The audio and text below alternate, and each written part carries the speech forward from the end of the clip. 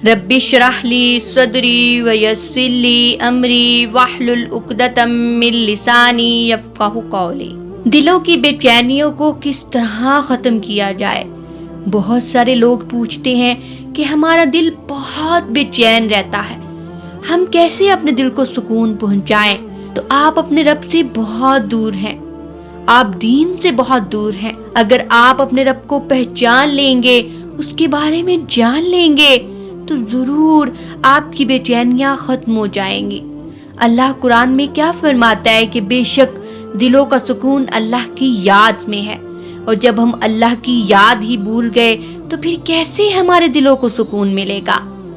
کیسے ہم اپنے دلوں کو سکون پہنچائیں گے جب 24 گھنٹے ہم انٹرنیٹ یوز کر رہے ہیں، غیر عورتوں کو دیکھ رہے ہیں، غیر مردوں کو دیکھ رہے ہیں، فونوں پہ باتیں کر رہے ہیں؟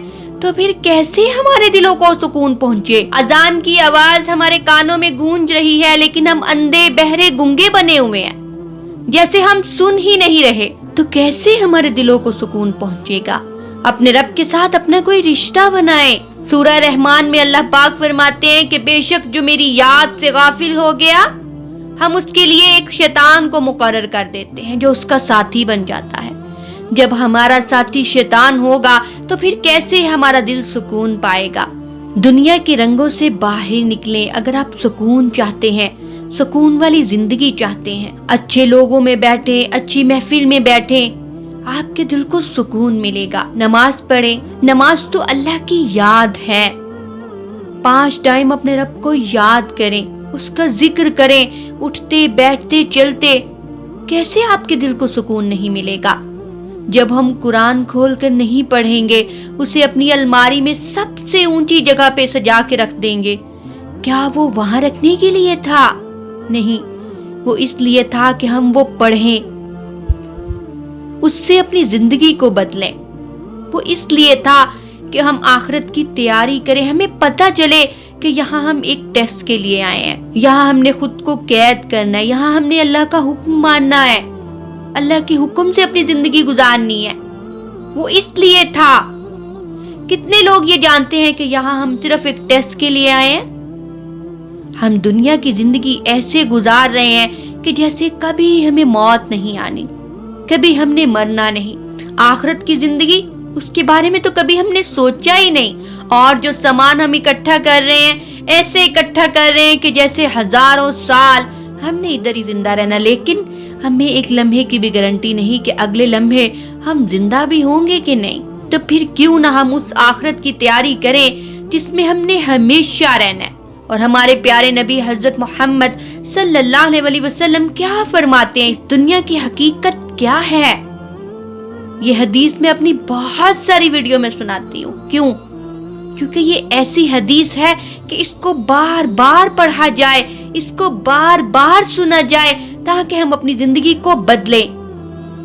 آپ صلی اللہ علیہ وسلم فرماتے ہیں کہ دنیا کی حقیقت آخرت کے مقابلے میں ایسے ہے کہ جیسے ایک سمندر، اور اس میں تم اپنی انگلی کو ڈپ کرو تو جتنا پانی تمہاری انگلی کو چھو لے وہ دنیا کی زندگی، اور باقی سارا سمندر آخرت کی زندگی ہے۔ لیکن ہم بالکل الٹا چل رہے ہیں، ہم نے اس سمندر کو ابھی کی زندگی سمجھ لیا دنیا کی، اور جتنا پانی ہماری انگلی کو چھو لے وہ آخرت کی زندگی، بلکہ اس سے بھی کم۔ ایسے ہم الٹا چل رہے ہیں۔ تو جب ہم اپنے اللہ کی نہیں مانیں گے، اپنے رب کی نہیں مانیں گے، آپ صلی اللہ علیہ وسلم کی باتیں نہیں مانیں گے، ان کو فالو نہیں کریں گے، تو یقین جانے کہ ہمارے دلوں کو سکون نہیں مل سکتا۔ اللہ پاک قرآن پاک میں کیا فرماتے ہیں کہ جس نے اللہ کی اطاعت کی اور اس کے رسول کی، وہی کامیاب ہیں، اور جو اس راستے پر نہ چلے وہ گمراہ ہے۔ تو اگر آپ سکون پانا چاہتے ہیں تو اللہ کی یاد کو تھام لیں، لازم کر لیں اپنے اوپر۔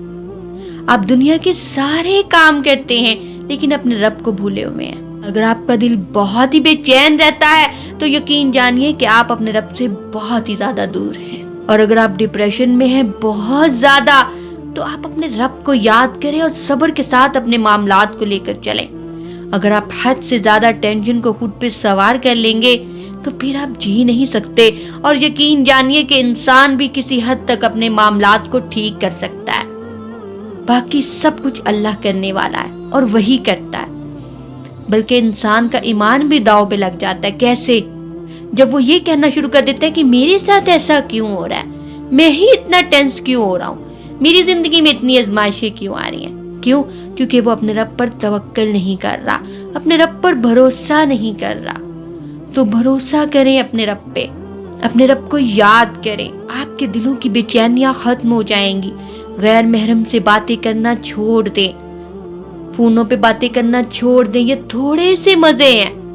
اور گناہ اتنا ہے کہ جو ہم سوچ بھی نہیں سکتے. اپنی زبان کے زنا سے بچیں، اپنی آواز کے زنا سے بچیں. یہ ایک زنا ہے جو ہم فون پر کرتے ہیں. تو کیسے آپ کے دلوں کو سکون ملے؟ کیونکہ آپ نے اپنے رب سے بہت دور کر لیا خود کو. اور جب بھی آپ کا دل زیادہ بے چین ہو تو آپ صلی اللہ علیہ وسلم پر درود پاک بھیجا کریں. انشاءاللہ آپ کی ساری بے چینیاں ختم ہو جائیں گی. جو حق بات میں نے آپ تک پہنچائی، اللہ پاک اسے آپ کے دلوں میں اتارے. دنیا اور آخرت دونوں میں ہمیں کامیابیاں نصیب فرمائے. آمین.